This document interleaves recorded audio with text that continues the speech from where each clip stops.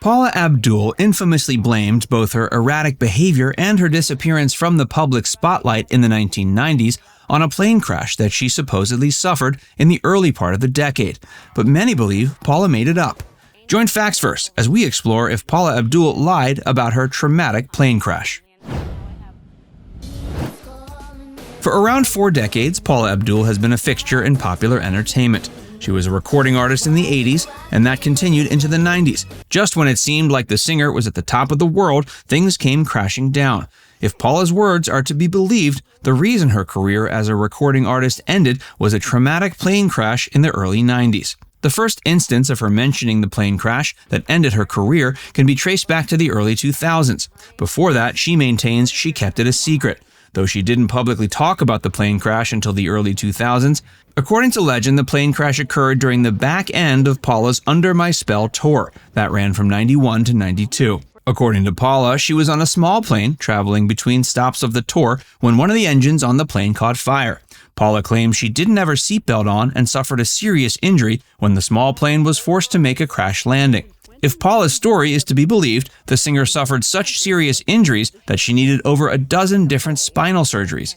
The incident apparently led the singer needing to take a significant break from her time as a recording artist, and it also led to her developing a pretty serious dependence on painkillers. In 2002, she came back into the public spotlight after around a decade of being out of it. She was given the gig of being a judge on American Idol.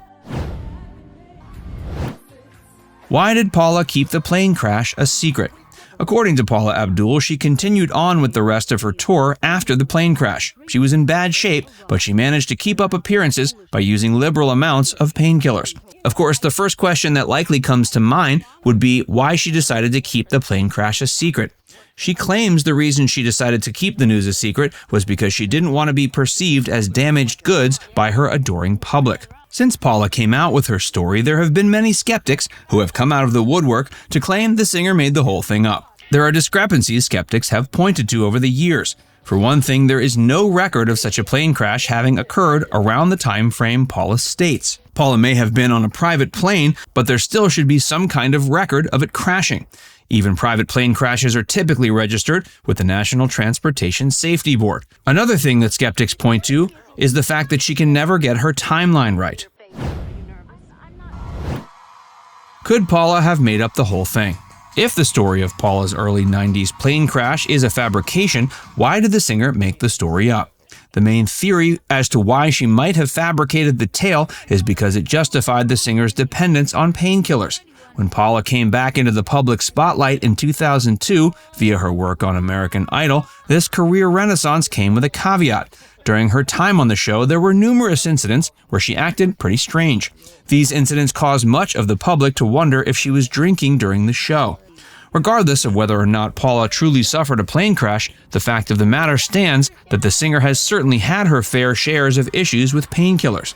In 2008, during what would become her penultimate year as a judge on American Idol, she checked herself into rehab for her dependence on the drugs.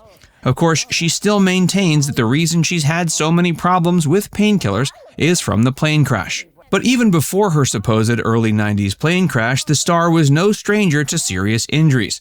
At age 17, she suffered a back injury when working as a cheerleader for the LA Lakers. In 91, she broke her leg during a rehearsal, and she got into a car accident in 92 that caused a significant neck injury. Any of these traumatic injuries could have sufficed if Paula needed a reason to justify her dependence on painkillers. Paula has experienced plenty of pain.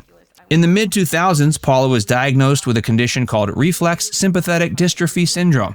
The condition causes chronic pain, and the diagnosis further justified her dependence on painkillers. During the height of her American Idol fame, it's likely Paula was pretty out of it from the massive amounts of medication she was taking to quell her pain.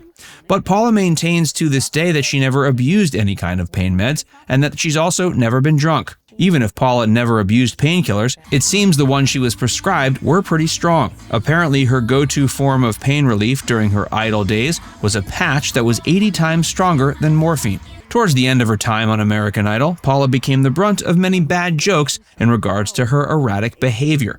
Though that strange behavior could have easily been chalked up to dependence on painkillers, it was more fun for audiences to spread rumors that she was drunk while filming. In one infamous instance, fellow judge Simon Cowell added fuel to the fire by making a quip that the beverage Paula could always be seen consuming on the show was alcohol. Many fans took this as a confirmation that she was in fact an alcoholic. Paula allegedly begged Simon to publicly come out and say the quip had been nothing but a bad joke. Simon eventually did, but not until a year had passed. By that time, the damage was done. Paula continued to share the story of her plane crash, as well as her ensuing dependence on painkillers. During one incident, Paula was talking to ABC News when she made the claim that anyone who didn't believe her story could check her medical records. The anchor person then called Paula's bluff by asking to speak to her doctor, to which she declined. What has Paula been up to? Besides the rumors of substance abuse that Paula was privy to during her time on Idol, there was also an instance in which a former competitor claimed that he and Paula had an affair. The competitor was Corey Clark. The claim led to an investigation, but nothing came from it. In the end, it was Paula's erratic behavior and possible substance abuse that ended up defining her time on the hit reality series. In 2009, she said goodbye to Idol due to a contract dispute. In the years since then, she's done her best to stay relevant. For the most part, these bids at relevancy have seen her take up similar gigs on other reality shows. 2011 saw the premiere of a short-lived series called Live to Dance. In addition to being an executive producer, Paula was also its lead judge. When it didn't make it past a single season, Paula took up another gig as a judge, this time on The X Factor. The show saw Paula reunite with Simon Cowell, though she was replaced after one season. More recently, she appeared as a judge on the first season of The Masked Dancer, which premiered in 2020. Though the show hasn't officially been canceled, no second season is in sight. Now it's time to hear from you. Did you know about Paula Abdul's serious plane crash allegations in the early 90s? Let us know in the comments section below.